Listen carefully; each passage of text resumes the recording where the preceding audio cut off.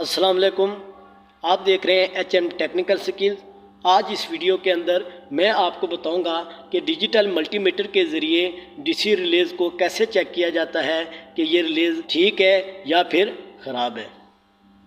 Relay एक ऐसी magnetic switching device होती है जो अपनी कॉइल के एनर्जाइज होने पर अपने कॉन्टैक्ट्स को मेक और ब्रेक करती है, यानी ओपन और क्लोज करती है, और इस तरह ये किसी भी चीज़ को ऑन और ऑफ करवाती है।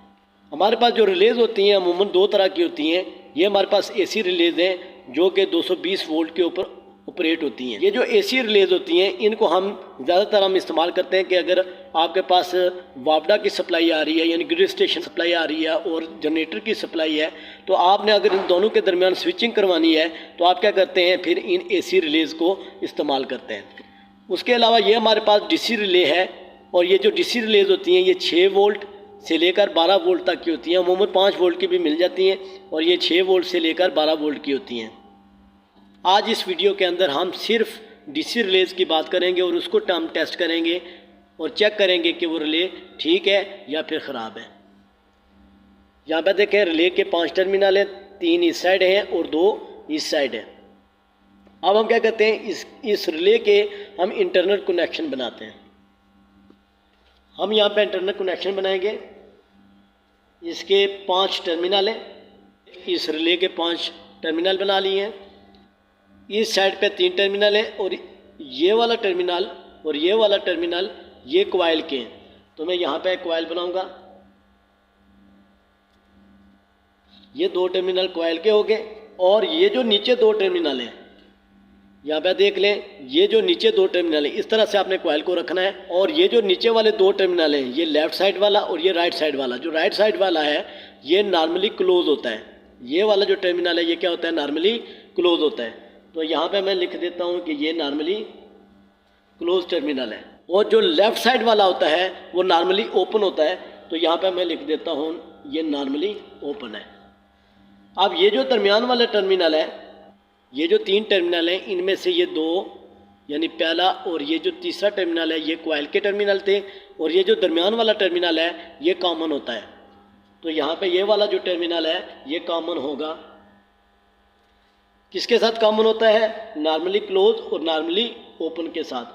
तो यानी ये यहाँ से नॉर्मली क्लोज और नॉर्मली ओपन के साथ कॉमन होगा।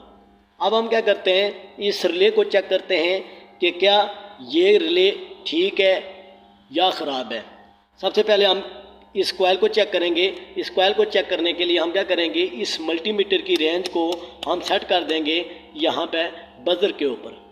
यहाँ पे जो बज़र का सिंबल बना हुआ है 7 डायोड का है, यहाँ पे हम क्या करेंगे, इसको सेट कर देंगे। उसके बाद हमने इस कॉइल को टेस्ट करना है। मल्टीमीटर की 2 प्रॉब्स हैं, एक के साथ आपने रेड प्रॉप को कनेक्ट करना है और दूसरे के साथ आपने ब्लैक को कनेक्ट करना है।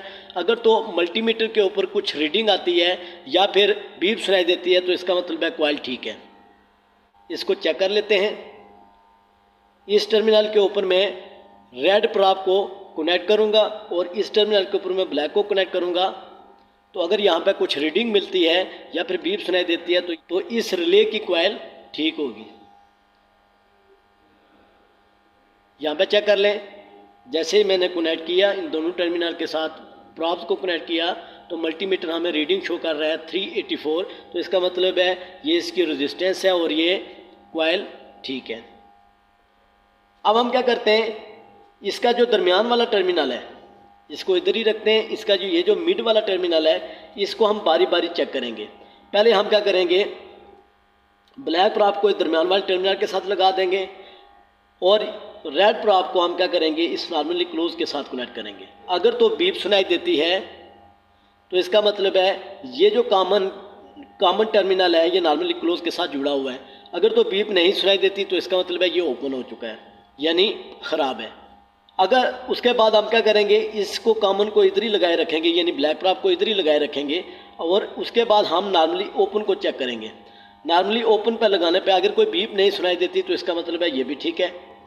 अगर कोई बीप सुनाई देती है तो इसका मतलब है ये क्लोज हो चुका है, तो इसका मतलब है ये रिले ख़राब है।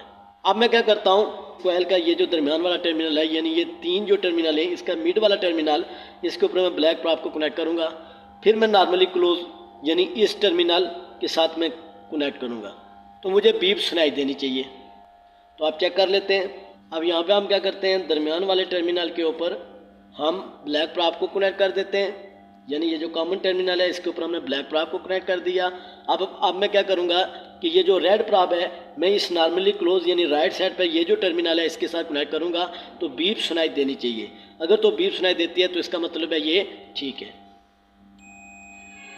यहाँ पे देख लें हमें बीप सुनाई दे रही है तो इसका मतलब है ये ठीक है। हमने कॉमन और नॉर्मली क्लोज को चेक कर लिया तो बीप सुनाई दे रही है तो इसका मतलब है ये ठीक है। अब हम क्या करते हैं, इस ब्लैक प्राप को इधर ही कनेक्ट करके रखते हैं, इधर ही जोड़ के रखते हैं और इस नॉर्मली ओपन को चेक करते हैं, यानी इसका ये जो लेफ्ट साइड वाला टर्मिनल है इसके साथ लगा के चेक करते हैं। अगर बीप्स नहीं सुनाई देती तो इसका मतलब है ये भी ठीक है। तो यहाँ पे चेक कर लें, हमें कोई बीप नहीं सुनाई दे रही तो इसका मतलब है कॉमन और नॉर्मली ओपन भी आपस में ओपन ही है, यानी कोई बीप सुनाई नहीं दे रही।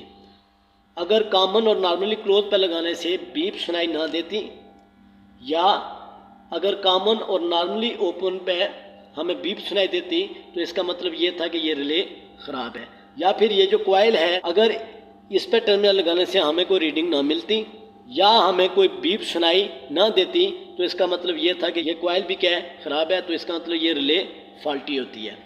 उम्मीद करता हूँ आपको समझ आ गई होगी कि डीसी रिलेज़ को कैसे टेस्ट किया जाता है, कैसे चेक किया जाता है कि वो ठीक है या फिर ख़राब है।